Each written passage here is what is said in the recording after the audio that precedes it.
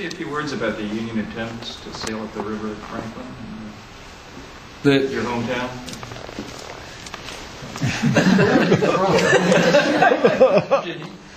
Well,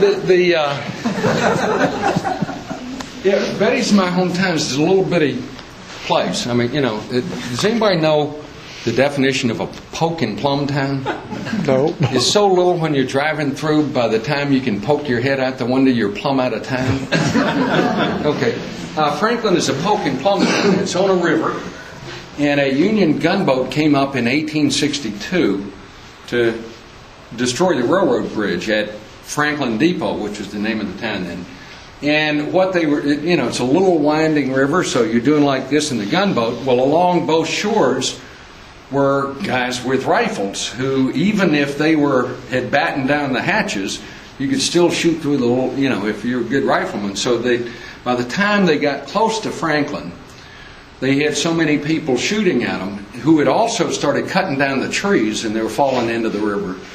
And the gunboat finally said, this is not all that great an idea. Let's turn around and go home.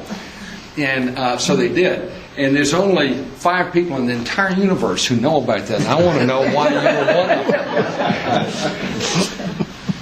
Well, I want to thank Waite very much, and I just want to tell you a little story.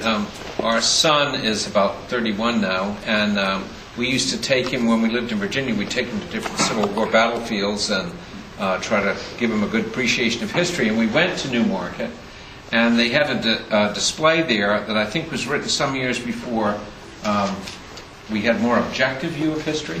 And as we came out, he was shaking his head and he said, "But I thought the North won."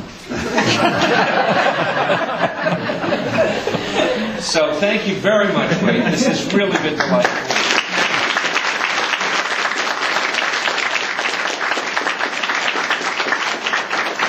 Refreshments downstairs, and I'm sure Waite would be... I've got some brochures up here if anybody would be interested in brochures. And I'm sure he's willing to answer questions and everything else. So.